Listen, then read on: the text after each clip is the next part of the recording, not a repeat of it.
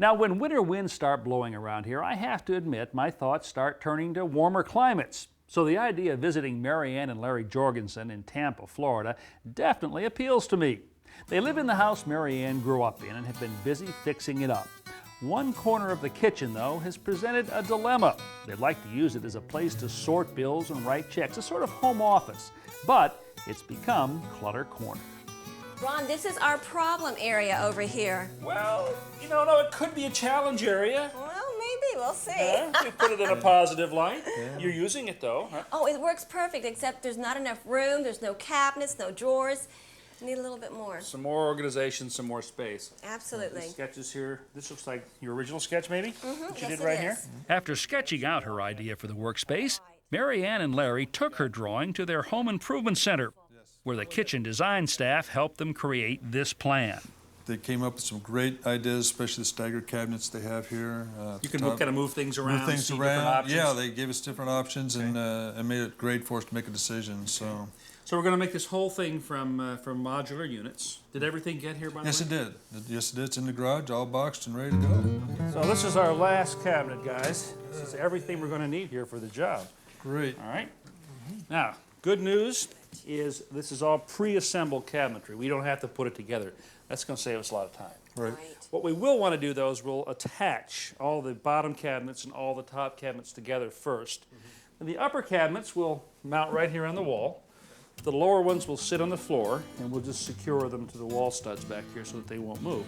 We start by opening the shipping boxes and laying our cabinetry out so that we can see everything.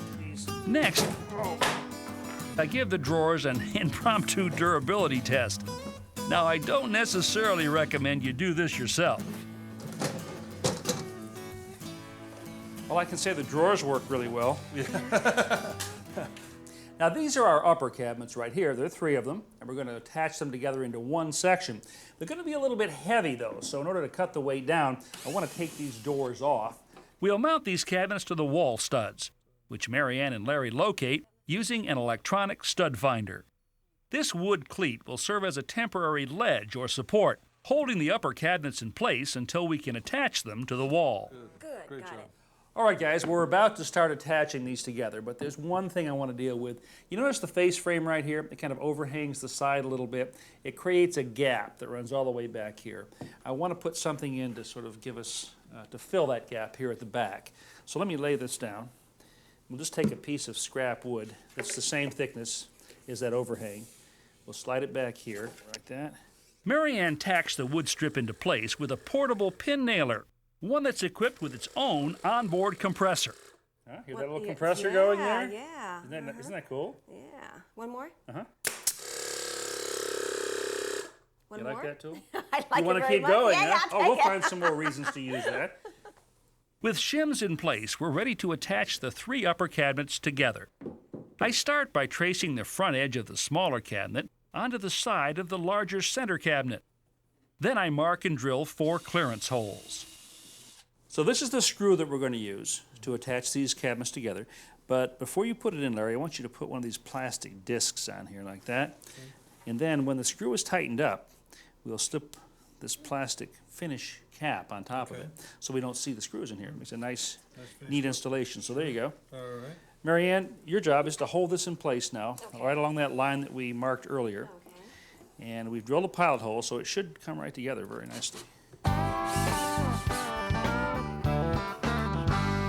Okay, Larry, just set it right up on the cleat there. I'm going to slide it down to you, and so it's already in contact, right? Right. Okay? Mary Ann, if you can just push on this end, just hold it against the wall. You don't have to lift it, Okay. because that cleat's doing all the work right now. I drive the first of 4 screws through a pre-drilled clearance hole and into a stud.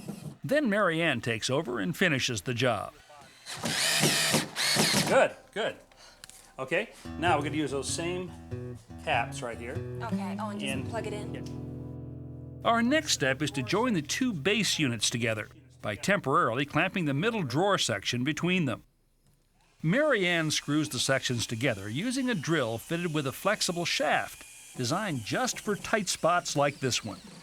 All right, Larry, that's in position now, so we want to secure this to the wall studs. Okay. What I've done here is I've drilled a large hole right here because the screw has actually got to go through this piece. There's your stud. Right, okay. So go ahead and put this on the end of your extended bit holder there. Pass it through the large hole and get the screw into that shank hole behind there. Can you do it? With the bottom cabinet secured to the wall studs, we next tack wood strips across the tops. Adding this extra 3/4 of an inch in height will raise the countertop just enough to ensure the front lip will clear the drawers. You're ready to put that countertop on? That's it. That's it. We want it on. We're going to put it on with this. This is construction adhesive. And Marianne, why don't you put this down?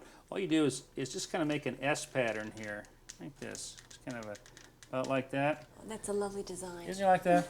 Okay, Larry, why don't you grab that end? All right. As part of their planning session at the Home Improvement Center, Marianne and Larry chose a high-pressure plastic laminate countertop. The holes near the rear edge will allow power cords to pass through. For a finished look, we drop these decorative plastic grommets in place. Here we go, shelves. Now, for you, Larry, big, manly shelves. All right. Wait a minute. I want those. You do? Yes. I think these are much more fitting for you. Delicate, feminine shelves, okay? Thank you. So guys, why don't you go ahead and put those in there? Great. We've got the brackets in place. There you go. This requires the most skill of anything we've done today. Your left side, Larry, there you go. There we go. There you go. Here's a big Papa Bear drawer there. A couple Mama Bear drawers. All right. It is coming together. Oh, beautiful. Put that one right up here, bud. All right. Finally, we're down to our last step, installing the cabinet doors. Didn't you have an electric screwdriver? I did. Where is it? I'm going to get it for the other two doors. I do it the hard way.